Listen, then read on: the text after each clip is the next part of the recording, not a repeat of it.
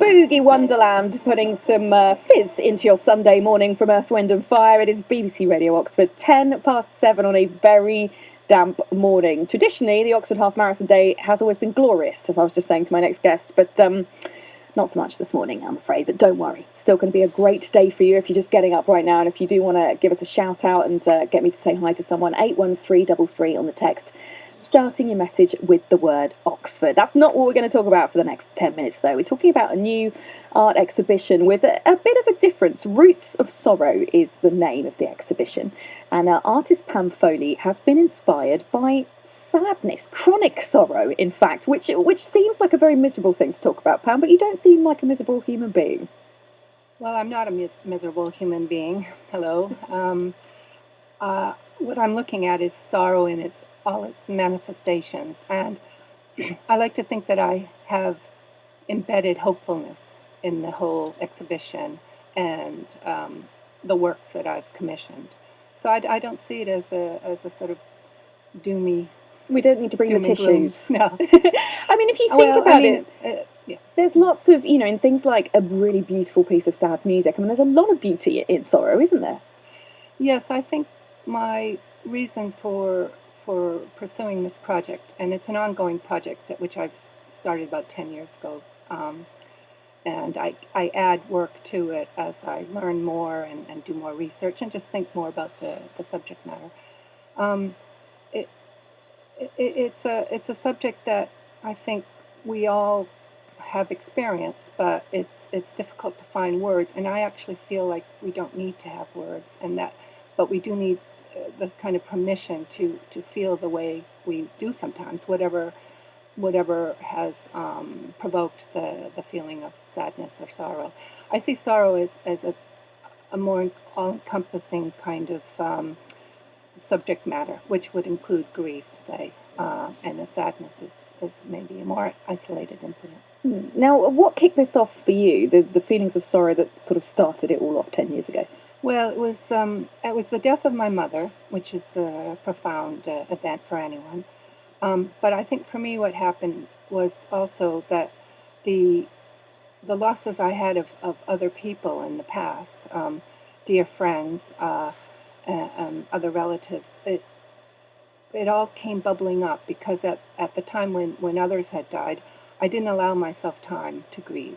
And not allowing yourself time, getting on with things doesn't mean it's not there, it's not happening. No, I mean, I guess some people, that works for some people, burying it away and getting on with it, but it does sort of tend to rear its head later on. It does, and I think that's what happened with me. And when my mother died, it all did come to the surface, and I felt in a way I'd never had before, and that meant I had to stop and take notice. And then I started to do what I'm sure a lot of people do. At the time there was the 7 stages of grief, and I used to think, what stage am I on? I don't understand this. This isn't making sense. And I started my own research and thinking into the subject, and made my own way through. And I mean, it's ongoing. I can't say that I've been there, done that. I do think, so at the time what I decided to do also was do a bit more research into my own upbringing. And you mentioned about chronic sorrow. That is working on it. A different kind of sorrow. I have to listen to it again. But inherited sorrow as well. There are a lot of which are bigger How do you do it then? Well, it's QuickTime, and you do a new audio. You can see, before this wasn't happening. Oh, I see. But now it is. And so it resulted in this incredible exhibition I'm wondering at if the Art Tea Centre in Oxford, or just next to the church adjacent to the Art Tea Centre. Art, dance and music together. I mean, how on earth do you begin to curate all of those things? It's not about lining up paintings in a row. More coffee then? Sure. Yeah or no? Not so strong for me. I've always envisioned this project combined, what they call multifaceted in different media, because the idea is to have various ways in for people. Now, I'm a visual artist, and I like looking at images, and that can provoke feelings in me that are communicated non-verbally by the artist to me. But not everyone finds that a way in, so they might listen to music, I should say, or read books, or there are other ways in. And also I feel dance is a way in as well, movement.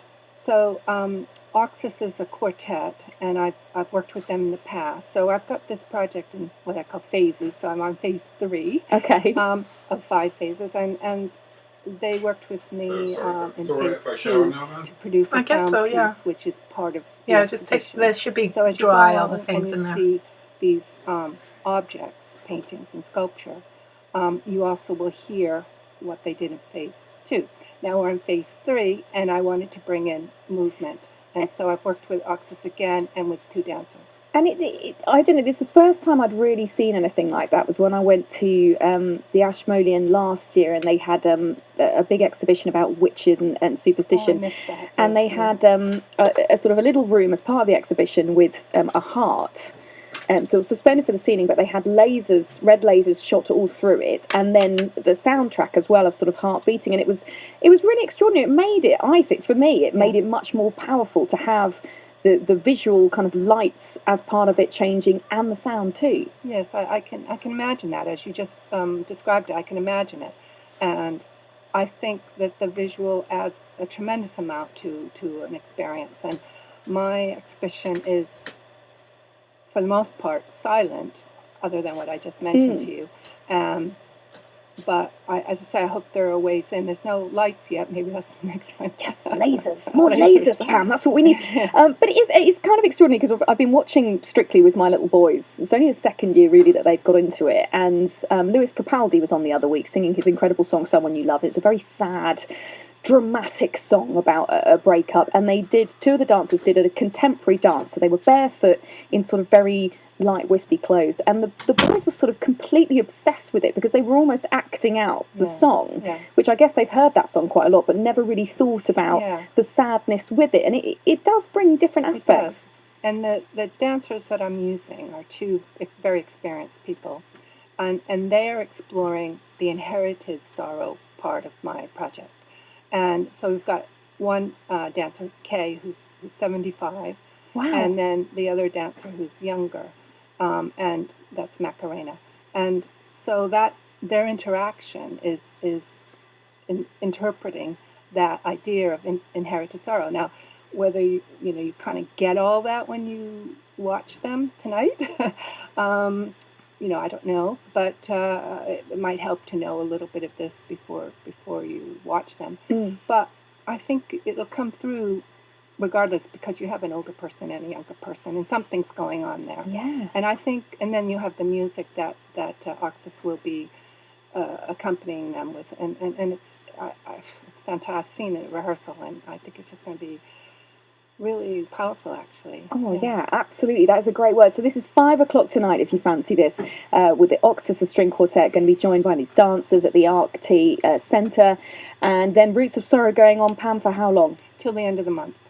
This performance is a one-off. It will be filmed, and then it will become part of my project in future. It's like a sort of self-generating. Well, it is, and that's exactly how I designed it all those years ago, that as I learn more and think more about the subject matter of sorrow, then I think of ways to try to communicate that. And I add my own work, and then I find other artists as well. It sounds absolutely brilliant. I can't wait to see it. Thank you so much for coming in.